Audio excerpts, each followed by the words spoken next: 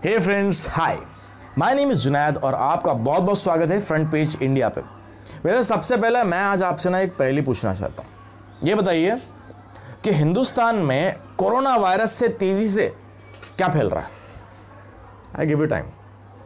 Well the right answer is rumours, अफवाहें। बिल्कुल सही, क्योंकि अफवाहों के चलते जितने बीमार या जितने परेशान हम पहले नहीं थे उससे ज़्यादा हो चुके हैं। I give you some examples. अब हो क्या रहा है देश में, कई सारे हम न्यूज़ और फेक मैसेजेस देखते हैं। कहाँ पे? व्हाट्सएप पे, फेसबुक पे और इंस्टाग्राम पे भी, या अलग अलग सोशल मीडिया प्लेटफॉर्म्स पर। बिना उनकी तहकीकात किए, बिना उनकी पड़ताल किए, बिना ये जाने कि क्या किसी ऑथेंटिक सोर्स से इन्फॉर्मेशन आई है, किसी ऑथेंटिक न्यूज़पेपर से इन्फॉर्मेशन आई है, नहीं, हमने तो बस देखा और फॉरवर्ड कर दिया। अब इससे होगा क्या?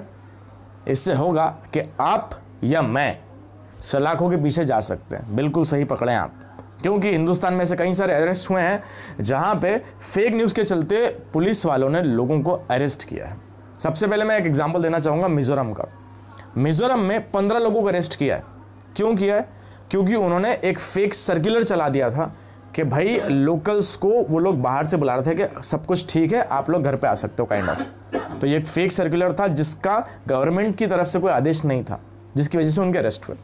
उड़ीसा में एक मामला ऐसे ही सामने आया जहाँ पे एक सपोजिटली कोरोना पॉजिटिव के बारे में किसी ने फेक न्यूज़ चला दी और फेक स्प्रेड किया एक हेट्रेड मैसेज कि भैया वो फलां बाहर से आया, उसको कोरोना है, जिसकी वजह से उसको भी अरेस्ट किया। और उससे जब पुलिस ने पूछताछ की कि आपने ऐसा क्यों किया, तो उसका जवाब बड़ा ही हास्यास्पद था। उसका जवाब ये था कि मैंने व्हाट्सएप पे देखा था तो मैंने फॉरवर्ड कर दिया। सो विच इज़ वेरी इर्रेस्पॉन्सिबल। साथ में एक केस आया राजस्थान का। राजस्थान में एक हेल्थ वर्कर को इसलिए गिरफ्तार किया क्योंकि उसने कोविड-19 से रिलेटेड जो फिगर्स हैं वो गलत कोट कर दिए थे। So please make it sure कि आप जो भी इंफॉर्मेशन भेज रहे हैं या स्प्रेड कर रहे हैं, सो मेक श्योर कि वो ऑथेंटिक हो। और ख़ास तौर से किसी भी कम्युनिटी के खिलाफ अगर नफरत भरे मैसेजेस हैं, सो प्लीज़ हाथ जोड़ के गुजारिश है, हिंदू मुस्लिम सिख ईसाई सभी को मिल के आना है और इससे फाइट करना है। Now let's talk about some more figures. पूरी दुनिया के अक्रॉस द कंट्री कोविड-19 की बात करें तो 23 लाख से ज़्यादा केसेस अब तक हो चुके हैं, यानी कि अफेक्टेड लोग हो चुके हैं 23 लाख से ज़्यादा, और 1,60,000 से ज़्यादा मौतें अक्रॉस द ग्लोब हो चुकी है। जिस वक्त मैं अभी बात कर रहा हूँ ये डेटा बढ़ता चला जाएगा। Now coming to our country, हमारी कंट्री में 16,000 से ज़्यादा लोग अब तक इसकी चपेट में आ चुके हैं और जिसमें लगभग 500 से ज़्यादा मौतें हो चुकी है। अभी एग्जैक्ट फिगर 521 के आसपास था जो मैंने देखा था। सो ये भी चिंताजनक विषय है, लेकिन एक राहत की सांस ये भी है कि काफ़ी सारे लोगों ने, लगभग 2,500 लोगों ने पूरे इंडिया में रिकवर किया इस बीमारी से। So that is a positive sign. Also if we compare our country with the other countries of the world, जहाँ पे यूएसए में सबसे ज़्यादा तबाही मचाई है कोविड-19 ने, उसके अलावा स्पेन की हम बात कर लें, इटली की बात कर लें, चाइना में अब काफ़ी कम हो चुका है, लेकिन वहाँ पे भी बर्बादी बहुत हो चुकी है। सो इन कंट्रीज़ के कंपैरिजन में अभी भी हम काफ़ी हद तक संभले हुए हैं। Now talking about this lockdown फिलहाल आपको पता ही है, मैं कोई नई बात नहीं बता रहा हूँ। 3 मई तक के लॉकडाउन अभी फ़िलहाल है। आगे बढ़ेगा नहीं बढ़ेगा कुछ कह नहीं सकते, बट लॉकडाउन का आगे बढ़ना नहीं बढ़ना कहीं ना कहीं हमारे हाथ में है। हम जितना ज़्यादा इसको फॉलो करेंगे, जितना ज़्यादा इसका पालन करेंगे, जितने ज़्यादा अपन हाइजीन मेंटेन करेंगे, सोशल डिस्टेंसिंग मेंटेन करेंगे, अननेसेसरी घर से नहीं निकलेंगे, तो फिर हो सकता है कि लॉकडाउन जल्दी से हट जाए और will be back to our work. हम फिर से ट्रैक पे आने की सोच सकते हैं। नाउ फेक न्यूज़ की जो मैं बात कर रहा था, उसके लिए क्या हिंदुस्तान में कोई कानून है? उसके लिए हिंदुस्तान में कोई कानून नहीं है।